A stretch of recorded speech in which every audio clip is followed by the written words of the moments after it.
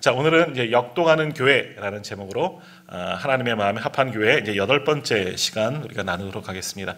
처음 4주, 5주는 이제 교회에 대해서 정의를 우리가 함께 나누었고요. 다 잊어버려도 된다 그랬는데 뭐 잊어버리지 말라. 교회가 뭐냐? 교회의 정의 가장 첫날 한 거 뭐예요? 교회는 누가 부르셔서? 주님이 부르셔서 어떻게 하는 사람들? 주님의 이름을 부르는 사람들이 모인 뭐라고요? 공동체. 그래요. 공동체예요. 공동체. 사람들이 교회이다. 이것만 잘 아시면 돼요. 거기서 이제 다 부수적으로 다 연결되는 거니까 교회는 우리들이다. 이것만 잘 아시면 될 것 같습니다. 그리고 이제 지지난주부터 우리가 이제 어떤 교회들이 되어져야 하느냐, 그런 교회가 되기 위해서는 모이는 교회가 되어져야 한다.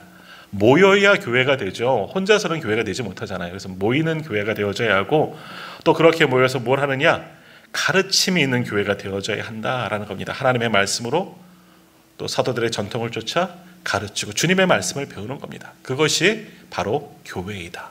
또 주님께서 또 어떻게 하셨어요? 땅끝까지 이르러, 오늘도 말씀이 나오지만 땅끝까지 이르러 주님의 증인됨을 가르치라. 주님께 배운 것을 가르치라 말씀하셨어요. 그러니까 가르치는 교회가 되어져야 한다라는 겁니다. 그리고 이제 오늘은 세 번째로 역동하는 교회, 활동하고 움직이는 교회가 되어져야 한다라는 겁니다. 그래서 오늘 찬양을, 이 말씀을 준비하면서 싹 트네, 내 마음에 사랑이 싹 터요, 뭐 이렇게 싹 터요, 이 찬양을 부른 거예요. 왜? 교회는 자라나야 되는 겁니다. 식물이 자라나고 이게 자그마한 싹이 싹싹, 지금 뭐 이제 겨울인데 무슨 싹이 자라나겠지만 준비를 해야 돼요. 움틀 준비를 해야지 내년 봄에 쫙쫙 올라갈 수가 있는 거예요. 그런 것처럼 우리의 믿음도, 교회됨도 자라나야 되는 거예요. 교회는 항상 자라나는 교회, 그러기 위해서 역동하는 교회, 활동하고 움직이는 교회가 되어져야 한다 하는 것을 이제 오늘 말씀을 통해서 이제 함께 나누도록 하겠습니다. 자, 오늘도 본문이 이제 사도행전입니다. 주로 이제 사도행전의 말씀이 많은데, 왜냐하면 사도행전, 우리가 몇 년 전 또 수요일마다 사도행전 말씀을 나누었지만 사도행전은 성령 행전이라고 이야기하잖아요. 성령을 통해서 교회가 어떻게 성장해 나갔는지, 교회가 어디에서부터 시작되었죠? 처음에? 네, 거기서부터 시작했어요. 예루살렘에서부터 시작된 교회가 유다와 사마리아와 계속해서 덧뻗어서 땅끝으로 나가는, 교회가 그렇게 확장되어져 가는 역사가 기록된 책이 사도행전이에요. 그래서 교회가 어떻게 자라나는지 보기 위해서는 사도행전의 말씀을 잘 읽어봐야 하는 거예요. 그래서 어떻게 어떠한 교회를 닮아가야 하느냐, 사도행전 말씀으로 다시금 돌아가면 되는 거죠. 초대의 교회가 어떻게 성장하고 어떻게 시작되었고 어떻게 성장하고 어떻게 확장해 나갔나, 이런 것들을 잘 보면 되는 겁니다. 그래서 몇 번이나 이번에 말씀드렸지만 서울에 있는 그 우리랑 똑같은 교회 있잖아요. 이름이 똑같은 서빙고에 있는 그 교회는 지금도 아마 그렇게 활동을 할 거예요. 액치 29, 사도행전이 28장까지 있는데 29장을 우리가 쓰자. 그러니까 뭐예요? 교회의 역사는 끝나지 않았다는 겁니다. 지금도 계속해서 교회는 세워져야 하고 퍼져나가야 되는 거, 자라나야 된다는 겁니다. 성령을 통해서 그러한 일들을 하고 있는데, 뭐 거기만 하겠습니까? 모든 교회들의 사명이에요. 교회는 자라나야 한다. 그래서 오늘 본문을 통해서 어떻게 교회가 자라나게 되는지 이제 말씀을 통해서 함께 나누고자 합니다. 자, 그런데 정말 이렇게 주의 교회가 성장해 나가기 시작했어요. 우리가 사도행전 잘 아는 것처럼 사도행전 1장, 2장의 오순절 사건을 통해서 교회가 부흥하죠. 성령 충만한 베드로의 설교를 통해서 3,000명이 되는 사람들이 한 번에 회개하고 돌아오고, 그 다음부터 계속해서 교회가 가파르게 그래프로 말하면 아주 성장을 하게 되었습니다. 그래서 모여서 열심히 모이고, 또 우리가 말씀을 본 대로 열심히 사도들을 통해서 가르치고 나누고 섬기는 교회, 그래서 세상 사람들과 하나님께 칭찬받는 교회, 날마다 구원받는 영혼이 더하여지는 그런 좋은 교회가 되었습니다. 초대 예루살렘 교회 정말 많은 것들, 많은 은혜가 넘쳐나는 그런 교회였죠. 그래서 사도행전 2장 47절에 보면 주께서 구원받는 사람을 날마다 어떻게 한다고요? 더하게 하시니라. 날마다 구원받는 영혼이 더하여질 정도로 그렇게 매일매일 부흥하는 교회가 초대 예루살렘 성령 충만한 교회였습니다. 자, 그런데 그렇게 계속해서 성장하면 참 좋으련만 문제가 생기기 시작합니다. 문제는 꼭 사람들이 모이면 문제가 생기는 것 같아요. 사람들이 많이 모이다 보니까 사람이 있는 곳에는 문제가 꼭 생기는 거예요. 성장하면서 많은 사람들이 교회가 참 부흥하며 성장하는 건 참 좋은데 문제가 생겼어요. 어떤 문제가 생겼느냐? 이것이 오늘 본문에 나오는 문제, 사도행전에 나오는 초대교회, 예루살렘의 교회 첫 번째 문제가 바로 이제 오늘 본문에 나오는 겁니다. 어떤 문제냐? 당시 이제 유대 땅, 예루살렘 교회 안에 대부분은 유대인들이 이렇게 예배를 드리게 됩니다.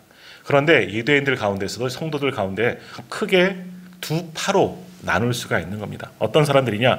원래부터 이스라엘 땅에, 유다 땅에 살고 있었던 사람들, 그들을 가리켜 히브리파 그리스도인들이라고 부릅니다. 모두 다 원래는 유대 교회였어요. 예수님을 인정하지 않은 사람들이지만 성령 충만하고 베드로와 및 사도들의 전도함을 통해서 폭발적으로 부흥하고 교회에 회심하고 돌아온 자들, 예수 그리스도를 영접하기로 한 사람들, 그들을 그리스도인이라고 부르는데 그들 중에 두 파가 생긴 거예요. 원래부터 유대 땅에 있었던 히브리파 유대인들이 있고요. 또 한 파는 뭐예요? 헬라파 유대인들. 이 사람들은 나라가 망하고 어려운 시절에 세계 각지로 흩어지게 됩니다. 더욱이 당신의 헬라, 로마 헬라, 그리스 문화권이기 때문에 헬라, 그리스어를 사용하고 세계 각지에 흩어진 디아스포라 유대인들이 다시금 예루살렘 안으로 모여든 겁니다. 자, 이 헬라파 유대인들은 아무래도 이방 땅에 살다가 고향 땅에 가고 싶은 그런 마음이 생긴 거예요. 우리가 새벽에도 선지서들을 통해서 보았듯이 포로로 잡혀간 사람들, 바벨론의 포로로 잡혀간 사람들 가장 소망이 뭐겠어요? 고향 땅 예루살렘으로, 유다 이스라엘 돌아가는 것이 소망 아니겠습니까? 우리도 마찬가지 아니에요. 자라왔던 고향 가고 싶은, 고향만 생각하면 그 추억이 있고 가고 싶고 내 마지막 보내고 싶은 곳이 우리의 고향 아니겠습니까? 마찬가지로 세계 각지에 흩어져서 어쩔 수 없이 사는 유대인들이 있는데 이제 말년에는, 노년에는 고향 땅에 가고 싶은 거예요. 그래서 그들이 예루살렘으로 돌아오게 되는 겁니다. 유대 땅으로 돌아오게 되는 겁니다. 그래서 그렇게 돌아온 헬라파 그리스도인이라고 그걸 표현하는데 그들이 예수님을 영접하고 그리스도인이 된 거예요. 그래서 그들을 흩어졌다가 다시 돌아온 사람들, 헬라 문화권에서 여기저기 살다가 돌아온 사람들, 그래서 헬라파 유대인들이라고 그렇게 부르게 됩니다.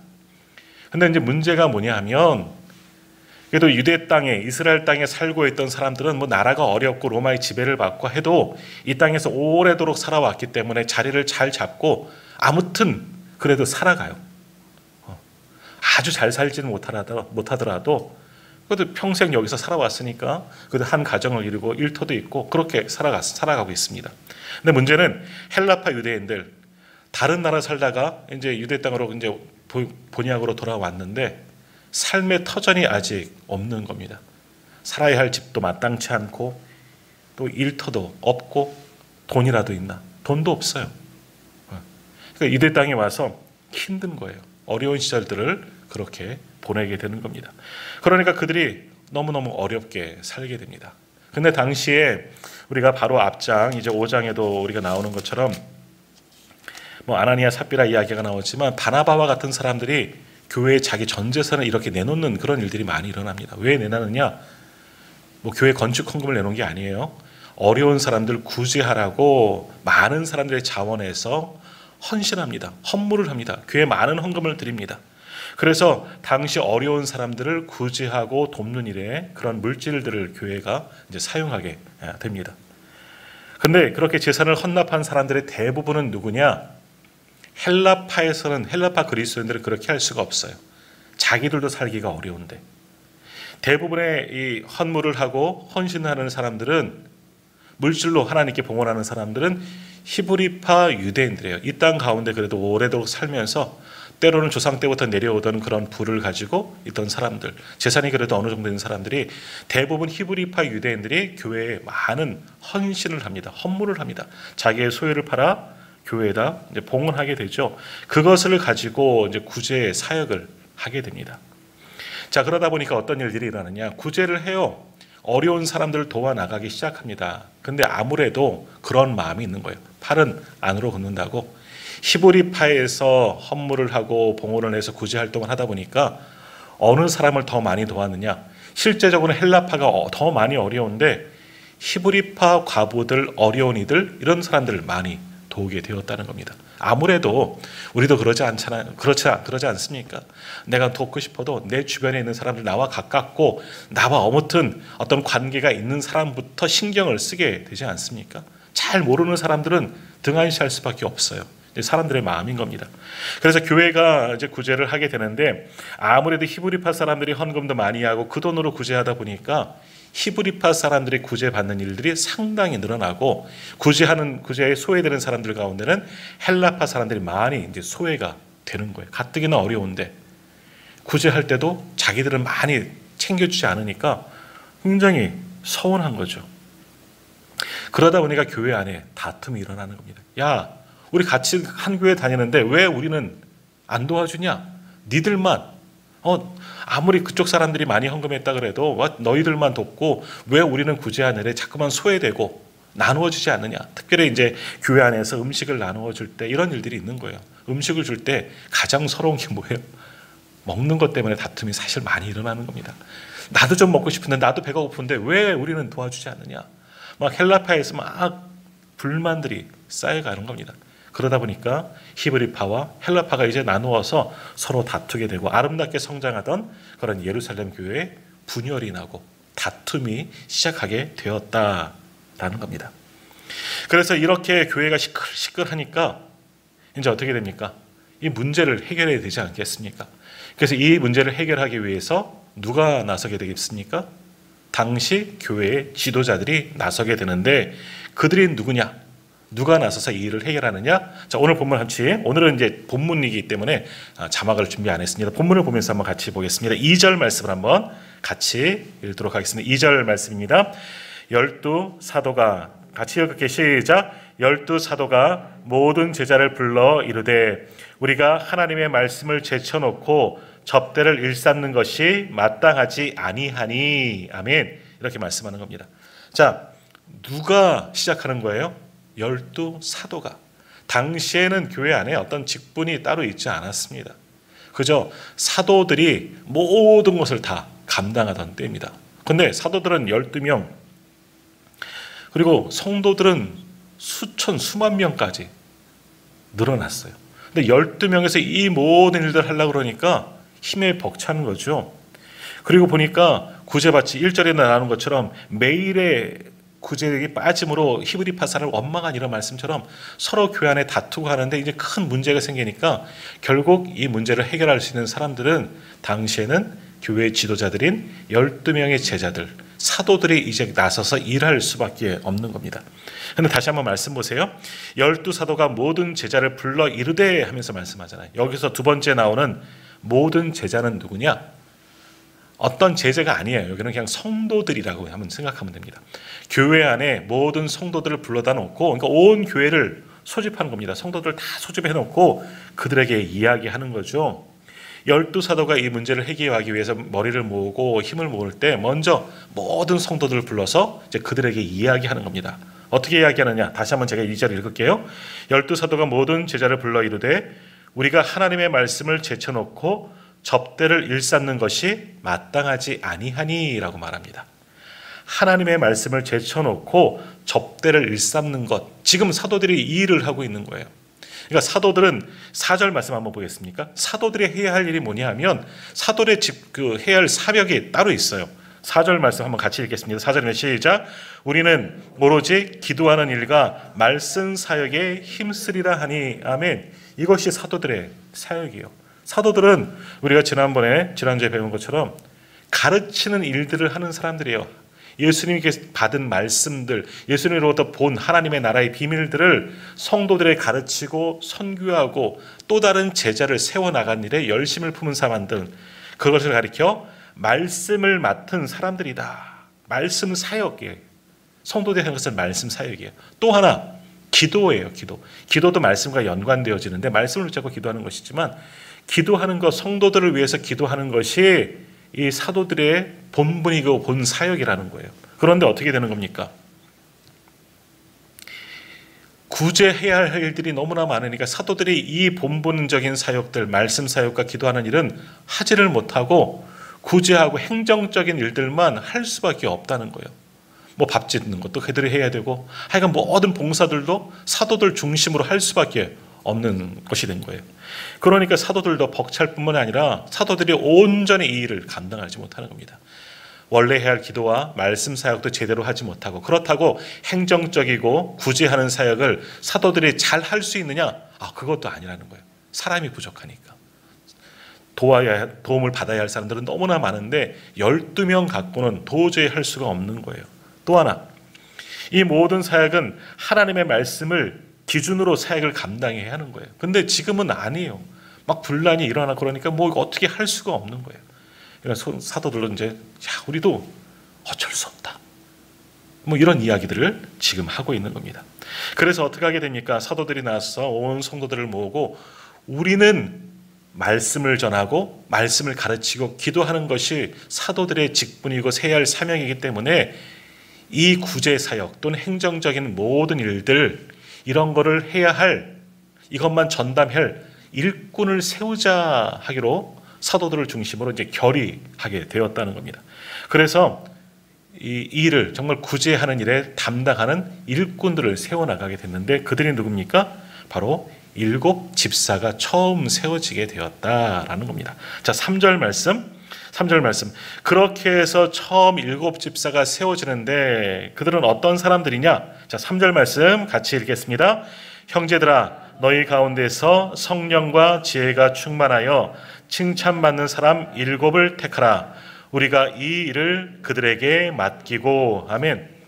형제들아, 누구예요? 똑같은 이야기예요. 성도들 중에서 너희 가운데서 성령과 지혜가 충만하여 칭찬받는 사람 7을 세우라 라고 말했습니다.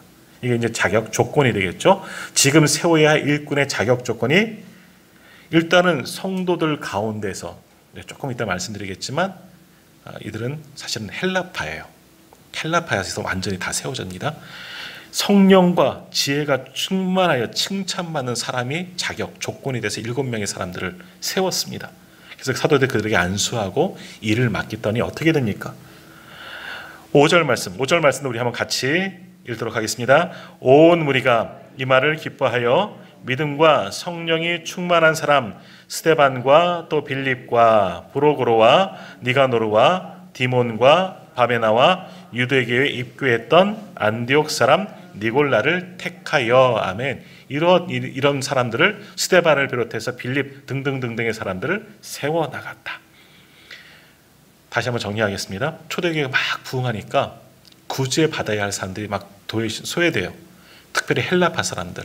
그러니까 불만이 생겨서 교회에 큰 첫 번째 예루살렘 교회 문제가 생겼는데 어떻게 처리했느냐? 사도들이 나와서, 영적인 지도자들인 사도들이 나와서 이 일을 해결하자. 우리가 일꾼을 세우자. 그래서 7명의 성령 충만하고 지혜가 충만한 사람, 칭찬받는 사람을 세우게 됐어요. 사도들은 이들을 세워놓고 자신들의 본문적인 사역, 본래의 사역, 기도하는 일과 말씀을 전하고 가르치는 일에 이제 집중하게 되고, 7명이 세워져서 하나님의 일들, 구제하는 일들, 행정적인 일들을 감당하게 되는데 온 무리가 기뻐하였다라고 말합니다. 이것에 이제 만족하게 되는 겁니다. 자, 근데 이렇게 세워진 7명의 사람들, 우리가 이제 조금 전에도 읽었지만 이 심상치 않은 이름이라는 겁니다. 저도 이제 말씀을 보고 이제 오늘 완전 주석까지 막 찾아보니까 저도 착각을 했던 것 같아요. 히브리파와 헬라파 중에서 성령 충만하고 지혜롭고 이런 사람들을 골고루 뽑은 줄 알았더니 아니더라고요. 이 7명의 사람들 전부가 누구냐면 헬라파에 속한 사람들만 세워졌다는 겁니다. 그럼 유대파, 히브리파 사람들이 왜 우리 사람들은 하나도 없어요? 따질 수도 있겠지만 아니에요. 이게 오히려 지혜로웠다라는 겁니다. 헬라파에서 소외받던 헬라파에게 이젠 전권을 맡겼는데 오히려 어떻게 되었느냐? 그들의 열심을 다해서 정직하게 헌신한 겁니다. 더욱이 그 사람들이 어떤 사람들인 거예요? 성령 충만하죠. 지혜도 충만하죠. 사람들에게, 온 성도들에게 칭찬받는 사람들이었어요. 그러니까 아무나 일꾼 세운 게 아니라 성령으로 늘 충만한 사람, 성령이 주는 지혜가 충만한 사람, 또 사람들에게 인정받고 칭찬받는 사람들을 세웠더니 그들이 헬라파에서 세워진 사람들이었지만 이 일에 굉장히 열심을 다하고 성실하고 정직하게 했다는 겁니다. 그러니까 온 무리가 그들을 세워놓고도 함께 기뻐하게 됐고, 그 7명의 사람들, 12명이 많아요? 7명이 많아요? 12명이 더 많죠? 근데 사도들은 역할이 틀린 거예요. 근데 7명의 사람들이 이 일에 전념하게 되니까 온 교회의 질서가 바로 잡혀가는 겁니다. 사도들은 4절에 있는 말씀처럼 자신들의 원래의 사역인 기도하는 일에 말씀을 전하고 가르치는 일에 열심을 품게 되니까 더욱더 요즘으로 말하면 설교의 질이 좋아지는 거죠. 가르침의 질이 좋아지는 겁니다. 영적 지도자가 온전히 기도하면서 성령 충만한 가운데 말씀을 선포하니까 말씀의 은혜가 넘쳐나게 되는 겁니다. 그러니까 목회자가 그렇게 열심을 다해서 할 수가 있게 되는 겁니다. 그러니까 7 집사는 또 어떻게 해요? 자신들에게 맡겨진 대로 원래는 굳이 하는 일, 조금 더 이제 좁게 보면 사실은 밥 짓고 나눠지는 일들을 하는 거예요. 굳이 하는 거, 밥 먹여주는 거예요. 이런 일들을 도맡아서 하다 보니까 온 교회가 평안한 거예요. 문제가 생기지 않았어요. 이 사람들도 아주 정직하게 히브리파든 헬라파든 어려운 사람 중심으로 잘 모든 일들을 처리해 나가는 겁니다. 그러니까 교회의 그 잡음이, 이 문제가 사라지게 되었다라는 겁니다. 아주 교회가 평안해지게 되었다. 이렇게 첫 번째 문제가 해결되었다라는 겁니다. 자, 다시 한번 말씀 보겠습니다. 자, 모든 예루살렘 교회는 모든 지금 교회들의 본이 되는 교회입니다. 가장 기준이 되어지는, 가장 우리가 닮고 싶은 모델링 되어지는 교회가 초대 예루살렘 교회이다라는 겁니다. 그러나 거기에도 사람들이 모이다 보니까 문제가 생겼어요. 근데 문제를 어떻게 극복했습니까? 사도들을 중심으로 모든 교우들이 마음을 같이 합심하여서 일꾼을 세운 겁니다. 지혜롭게 모든 것을 처리했어요.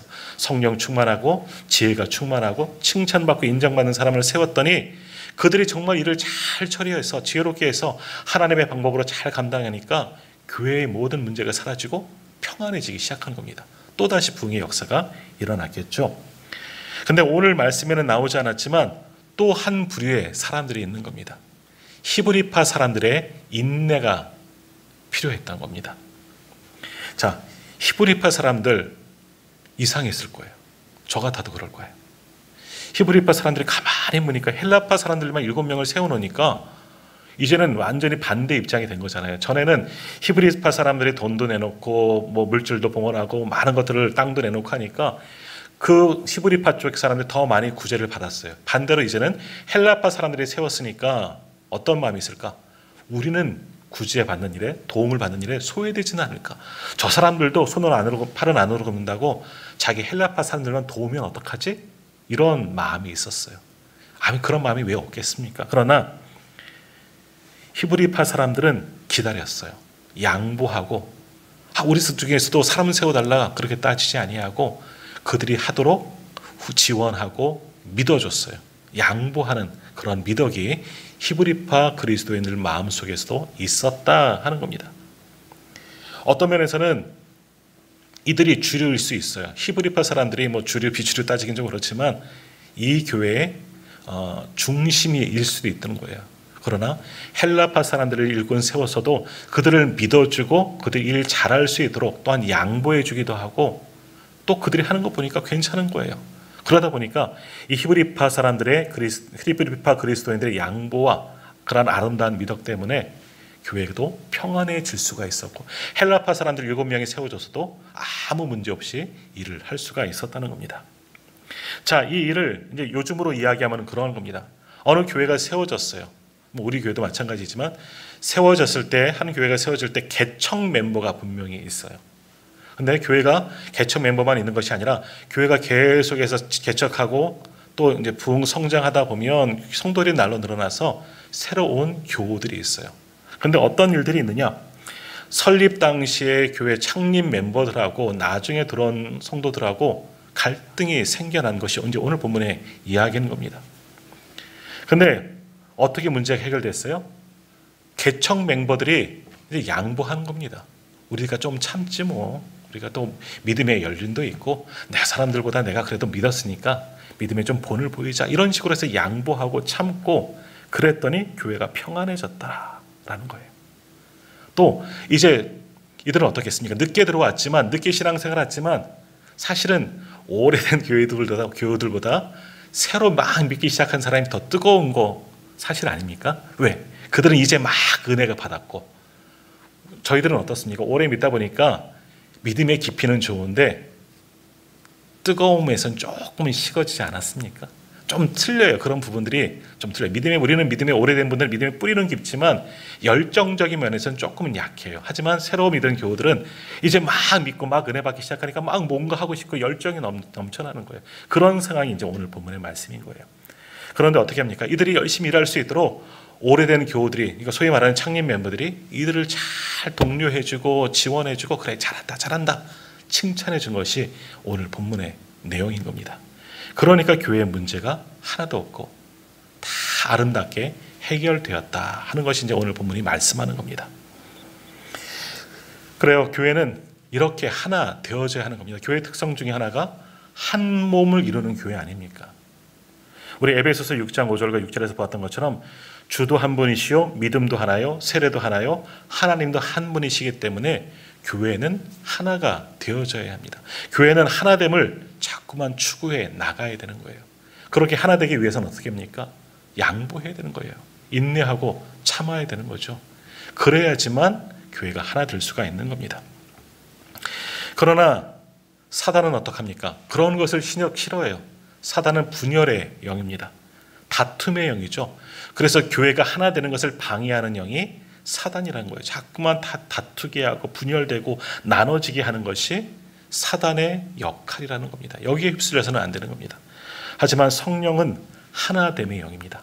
하나로 만드는 것이 성령이에요. 그래서 우리가 성령 충만해야 하는 이유가 여기도 있는 겁니다.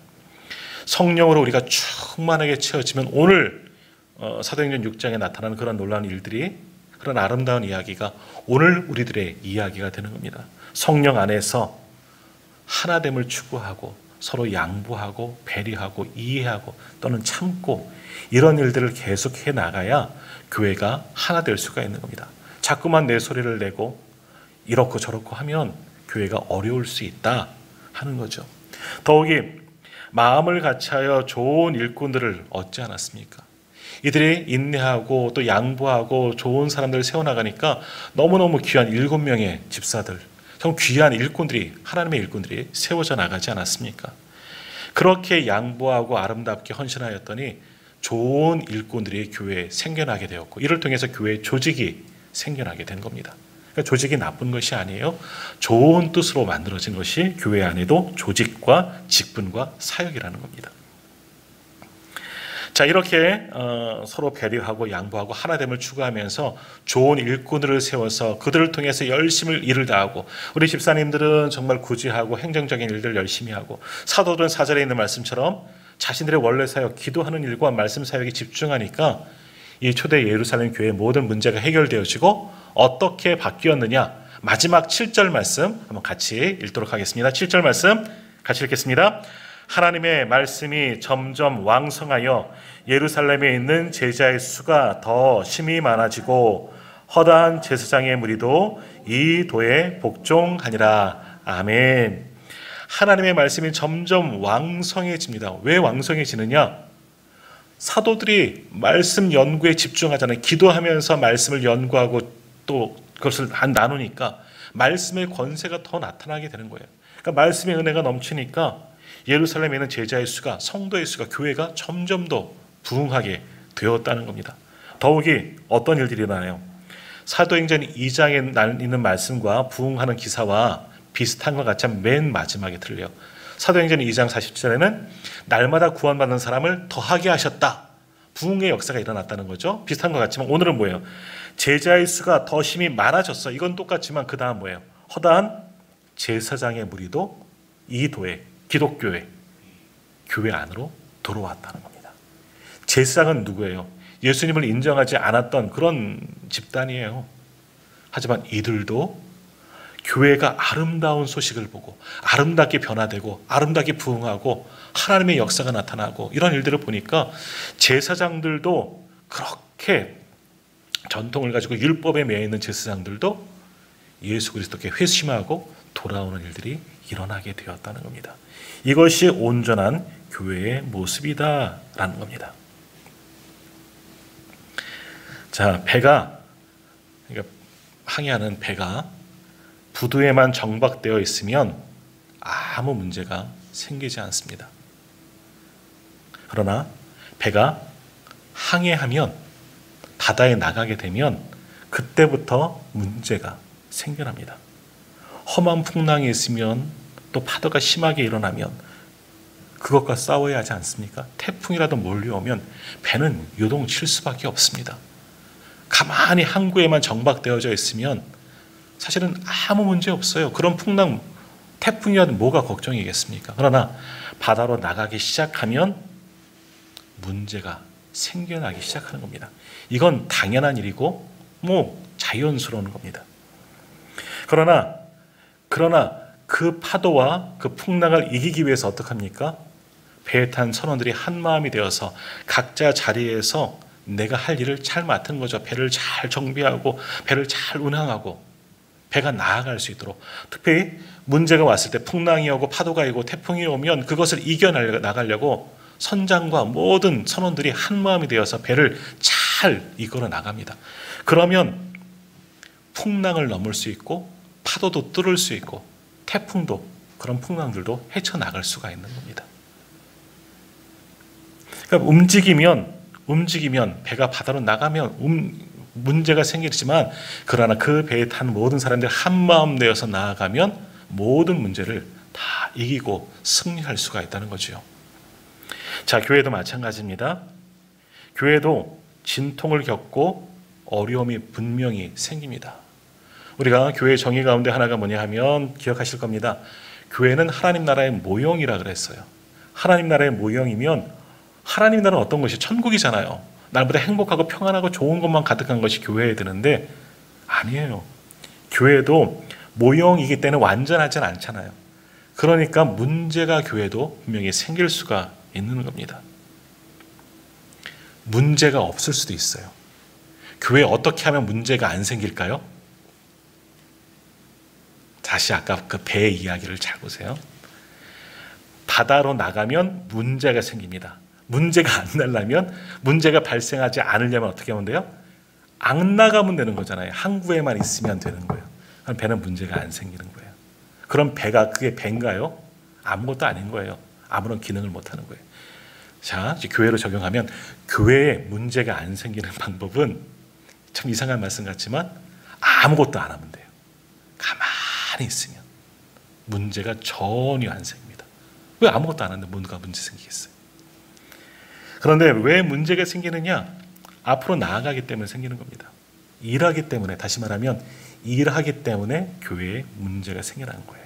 일하기 시작하면 여러 가지로 사람들이 모이는 곳이기 때문에 다양한 의견들이 있기 때문에 당연히 진통이 있고 아픔이 있고 다툼도 있고 때로는 문제가 생길 수도 있는 겁니다. 이것은 당연한 거예요. 그럼에도 불구하고 문제가 생기기 때문에 우리 멈추고 가만히 있자, 그건 교회가 될 수가 없다는 겁니다. 문제가 있어도 교회는 계속해서 앞으로 움직여야 돼요. 그것이 오늘 말씀의 제목인 역동하는 교회입니다. 움직여야 하는 교회입니다.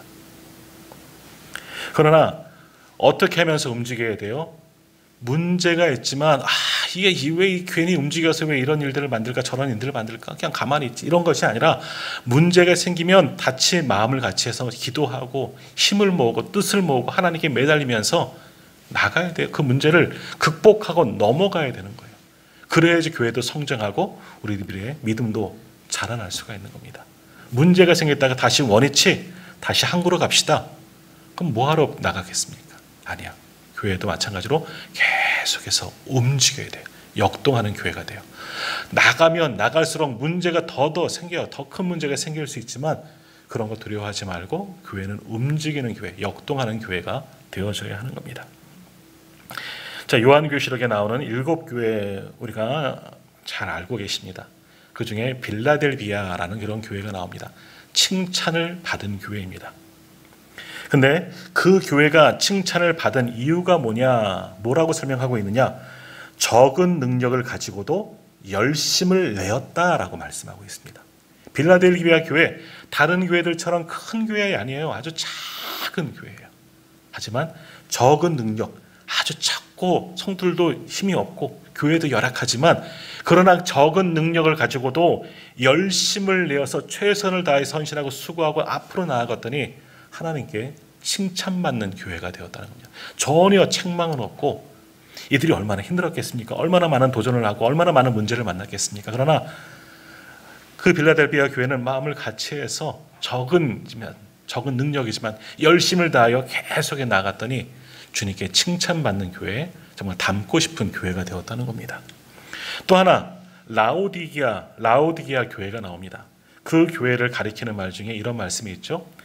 미지근하여 더웁지도 않고 차지도 않다. 미지근한 교회. 뜨겁든지 차라리 네가 뜨겁든지 차든지 하라 그러잖아요. 이것도 아니고 저것도 아니고 그냥 미지근한 교회. 근데 라오디게아 교회는 어떠한 교회냐면 부유해요. 성도들도 많고 물질도 괜찮아요. 성도들의 삶도 괜찮아요. 그런데 열심을 내지 않습니다. 요지부동하지 않은 겁니다. 움직이지 않은 겁니다. 누군가 하겠지. 가만히 있는 거죠. 그러니 어떻게 합니까? 칭찬은 하나도 못 받습니다. 요한계시록에 나올 7교회는 대부분은 칭찬도 받아요. 책망도 받지만 칭찬도 받아요. 한데 이 라오디게아 교회는 칭찬은 전혀 없고 책망만 받습니다. 아무것도 하지 않고 그저 정중동 요즘도 가만히 있으면서 아무것도 안 하고 뜨겁든지 차든지 하는 것도 아니고 그냥 미지근하면 안 된다는 겁니다. 아무것도 하지 않으면 정말 어려움이 생기지 않아요. 아무것도 안 하면. 근데 그것이 평안하고 그것이 좋은 건가?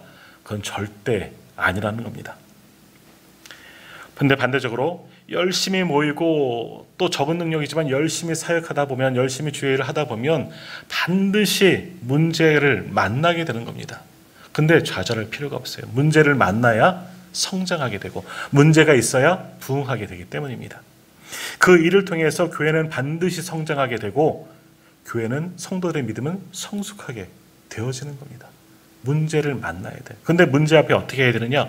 오늘 말씀처럼 마음을 같이 하는 거예요. 힘을 모으는 거예요.